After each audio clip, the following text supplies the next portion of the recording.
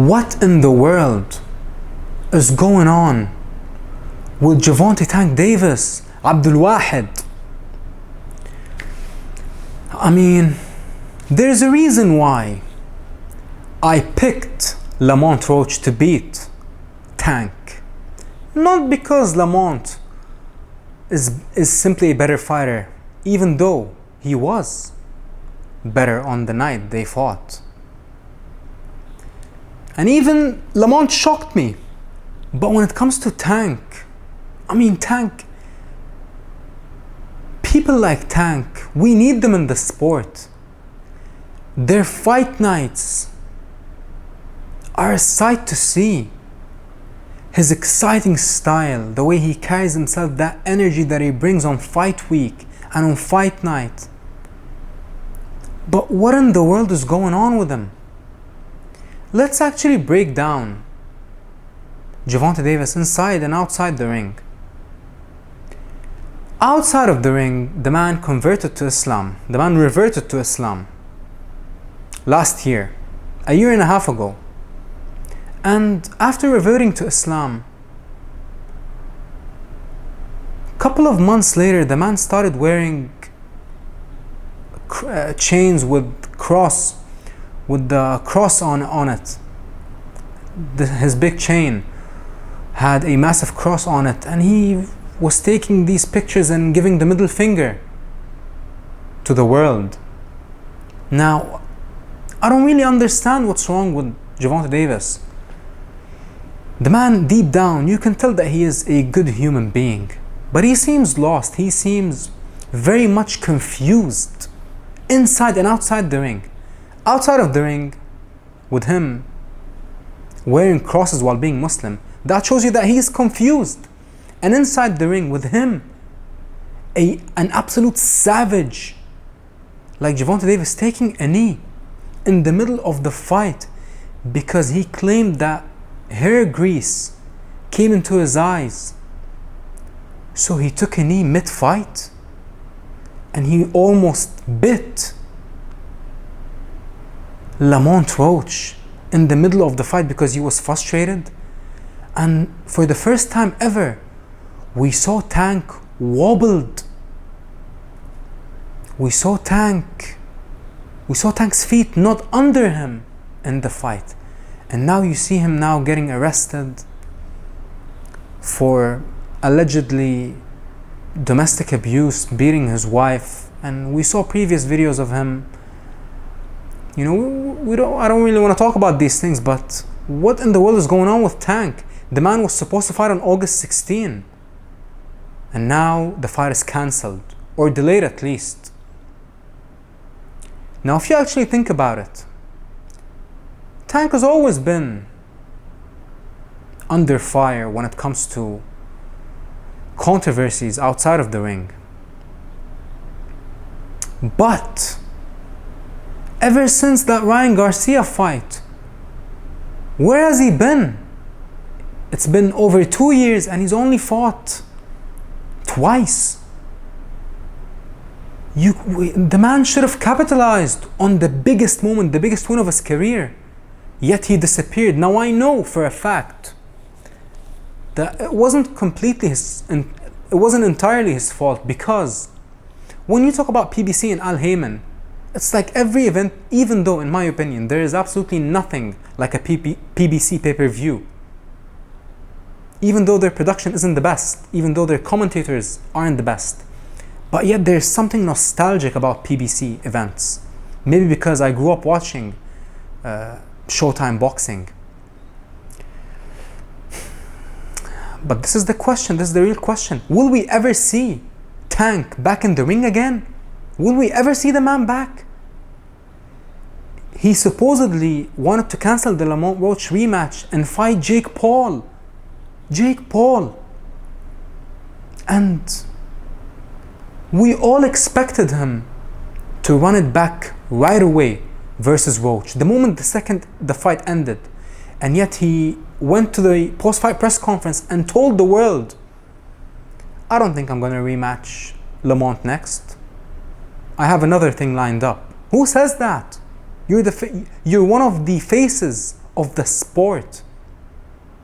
You're one of the champions.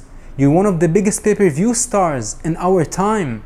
Him and Canelo Alvarez are the only, if you really think about it, and probably Anthony Joshua and Fury. They are the only superstars we have in the sport in our era. And if you actually think about it, Gervonta's demeanor leading up to that Lamont Roach fight, that wasn't the Tank that we know. That wasn't the Tank that we've been used to seeing.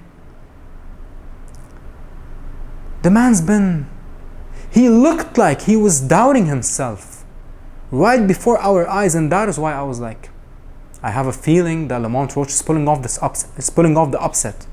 And let's be clear, Lamont Roach won that fight. I couldn't believe what I was watching, even though I predicted that Lamont Roach was going to win. But still, I couldn't believe how uninterested Gervonta was in that fight, in the middle of the fight. The man looked like he didn't want to be there. We need the old Tank back, the one that fought Mario Barrios, the one who had that urge to finish the fight when they told him, you are down, you gotta go get it. And he went and stopped Mario Barrios. This fight, he knew he was down. And they told him, you need these last few rounds. But he boxed. And yes, we've all been in awe of the stat that Gervonta Davis throws the least punches out of all the champions, and yet he has one of the highest knockout percentages. That is a very sexy stat to read and hear. But I believe Gervonta Davis bought into his own hype. Just because you don't throw a lot of punches and you scored a lot of knockouts, that doesn't mean that it's going to work every time. And he even said and admitted that he needs to pick up the pace. He needs to pick up his output. And yet, in that Lamont Roach fight a couple of months ago, the man barely threw any punches in the first 4 rounds. Not for the first 4 or 5 minutes, for nearly the first half of the fight. The man barely threw any punches. So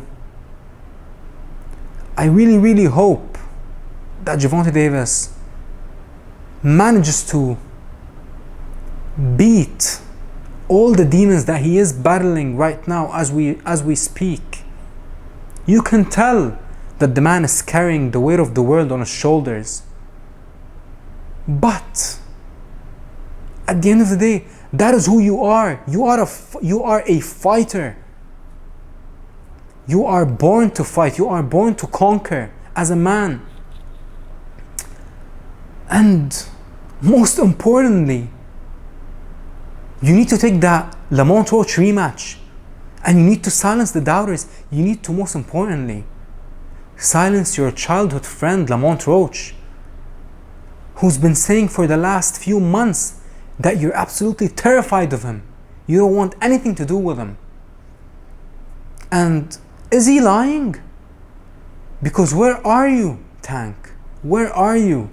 We haven't seen you in a long time. And things aren't looking good, but all we can do is hope and pray that Gervonta Davis manages to pull through this. He can definitely come back. Can he come back and beat Roach? Of course. You're talking about Gervonta Tank Davis.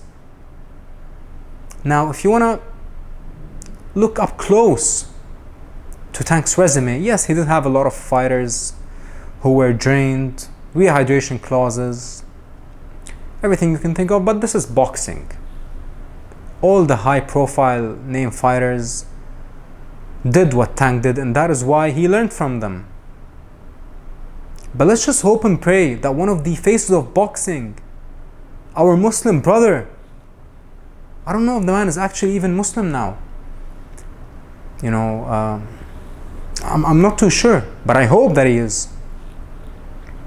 But all you can do is hope and pray that Tank can come back and prove the world wrong and shock the world and give us that Shakur Stevenson fight. Give us that Lamont rematch. Give us what we want. I mean, Gervonta, when you talk about his fights, his pay-per-view fights are $100 per fight.